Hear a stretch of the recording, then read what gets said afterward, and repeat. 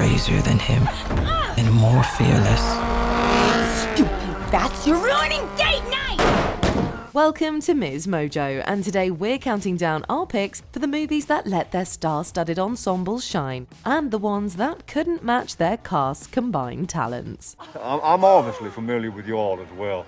Governor, Dr. Tucson. Number 5. Worked. Love Actually. It may be a holiday rom-com, but it's no Hallmark movie. If you believe in Father Christmas, children, like your Uncle Billy does, buy my festering turd of a record. Love Actually features some of the most esteemed British actors of the era, and it even throws in a few token Americans too. Starring Colin Firth, Hugh Grant, Emma Thompson, and many, many, many more. Love Actually follows a group of Londoners as they experience love and heartbreak at Christmas. He said I was getting fat. I beg your pardon? He said no one's going to fancy a girl with thighs the size of big tree trunks. Not a nice guy, actually. In the end. This electrifying and star-powered ensemble ensures that there's not a dud among these vignettes. If you want to see something cute and light, you can't go wrong. All I want for Christmas is you. Right. If you need something raw and devastating, there's a story and performance for that too. Number 5. Failed. Valentine's Day. This 2010 rom-com has too many balls to juggle, and it ends up dropping all of them. I need happy, I need romantic, I need love, and I need it from you. Using the title Holiday as a backdrop to tell some bland love stories, it's clearly trying to recapture the magic of charming movies like Love Actually. Valentine's Day isn't just a retread, it's a stark reminder of how chaotic a movie like this can be when it's done this badly. Julia Roberts may be the queen of romantic comedy, but neither she nor the rest of the famous cast can make this a worthwhile watch. Still, its poor quality didn't stop it from making enough at the box office to inspire 2 unofficial sequels. You want me to come in on New Year's Eve at midnight and perform a C-section? Is it New Year's? Oh boy. Yeah. Weird. I completely did too. just forgot. Number 4. Worked. Pulp Fiction. A bracing, non-linear caper about a group of interconnected criminals was a breath of fresh air in the early 90s. You got the idea, taking their wallets. Now that was a good idea. Thank you. Made more from the wallets than we did from the register. Yes, we did. A lot of people come to restaurants. A lot of walnuts. Writer-director Quentin Tarantino weaves between several different stories in a shared universe. Presented out of order, our perspective shifts with each extended sequence, and so does our point of view character. This was your great-grandfather's war watch, and he wore it every day he was in that war. A strong cast is essential to keep us invested for the entire runtime, and everyone gets an iconic moment. From Uma Thurman and John Travolta's now famous retro-inspired dance to Samuel L. Jackson's monologue of biblical fury, Pulp Fiction's cast is given a meal, and they leave 0 crumbs. And you will know my name is the Lord when I lay my vengeance upon thee. Number 4. Failed. The Counselor. Ridley Scott directing a Cormac McCarthy story with some of the biggest stars of the 2010s should have been a home run. The fact that a lot of people probably don't even remember it should tell you how that went. What has he done? You don't know anything about this? About what? Like I said, it's in the paper. An ensemble crime drama about drug cartels, The Counselor was taken to task for being a thriller without any thrills. Scott chalked up the lack of love to the movie's dark tone. I don't want to get mixed up in something heavy. You already are. How would you know he won't come looking for you? Considering it has the talents of Penelope Cruz, Javier Bardem, Brad Pitt, Michael Fassbender, and Cameron Diaz, it's a shame and a shocker it isn't well regarded. Guess some people involved in the production could have used some counsel. You don't think that's a bit cold?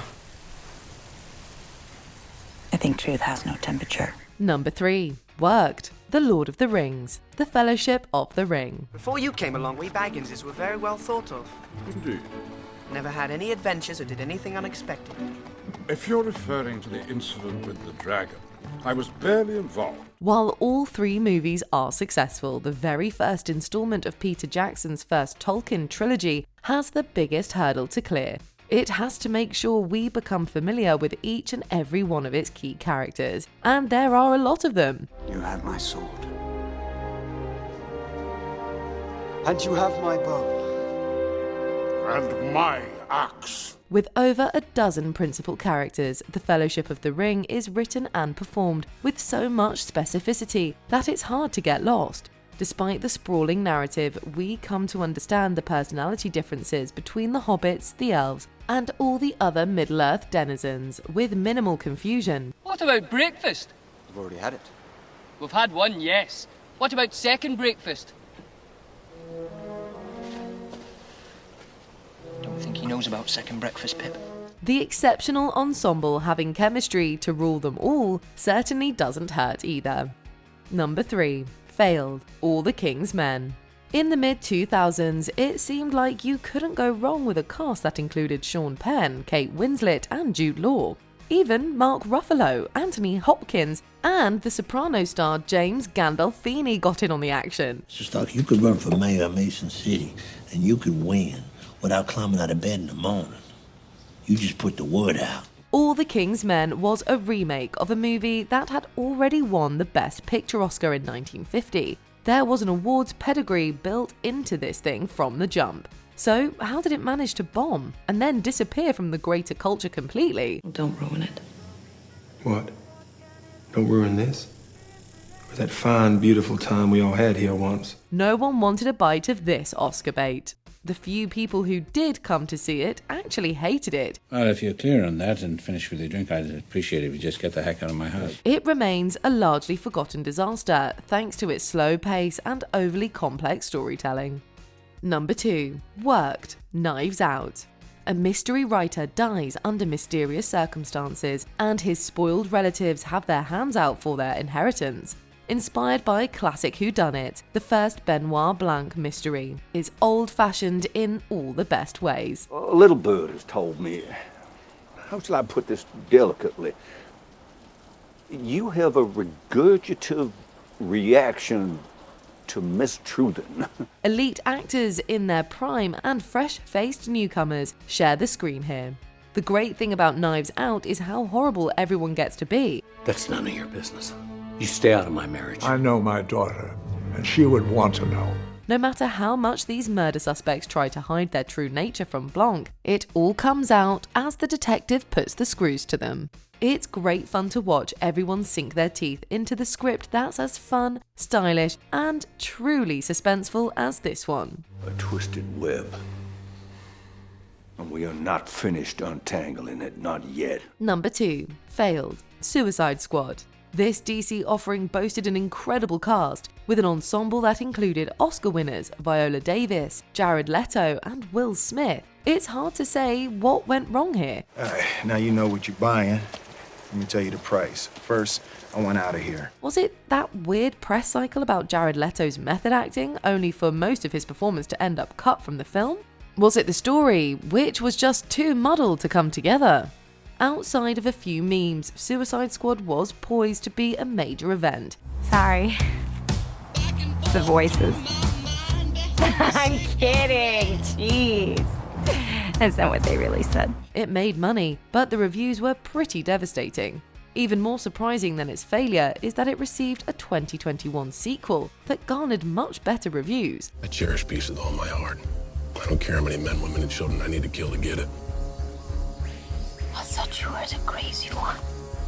I am. Regardless, these stars playing villains out to do good couldn't save their own movie. Before we continue, be sure to subscribe to our channel and ring the bell to get notified about our latest videos. You have the option to be notified for occasional videos or all of them. If you're on your phone, make sure you go into your settings and switch on notifications. Number 1. Worked. Magnolia. Writer-director Paul Thomas Anderson has demonstrated his deftness with lots of characters. I'm Frank T.J. Mackey. I'm Jimmy Gator. I'm Phil Parma. I'm Dixon. I'm Brisket Donnie Smith.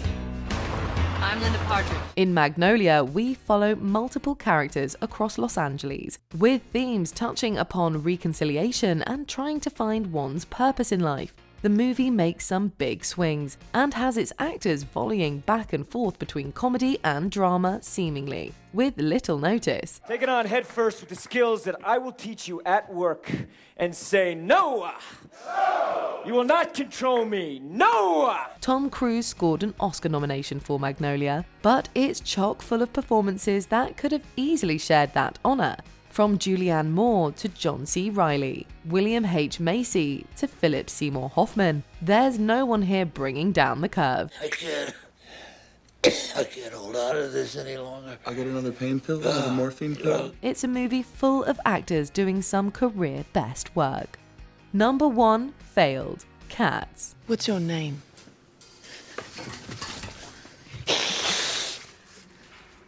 Cat got your tongue? The original Broadway production is one of the most successful shows of all time, but can the spectacle of the live show and its threadbare plot carry over to the big screen? The answer is a resounding no. Unfortunately, Cats can't be saved by a truly luminous cast. And you see the corner of her eye twist like a crooked pin. Pulling some big names from movies and pop music alike, its ensemble is a veritable who said yes. Cats is a dirty litterbox that not even Judi Dench, Jennifer Hudson, Ian McKellen and Taylor Swift can clean. Powers of levitation would make a fake stare, but when they reach the scene of crime, McCavity's not there. Between baffling creative choices, some truly awful musical numbers, and controversial special effects changes, it's safe to say that no one in the cast was set up for success. What are your favourite and not so favourite movie ensembles? Get together in the comments to tell us. And the name is in like bright blue neon lights with like purple outline. And this name is just so bright and so sharp that the sign, it just blows up because the name is just so powerful. Do you agree with our picks? Check out this other recent clip from MsMojo, and be sure to subscribe and ring the bell to be notified about our latest videos.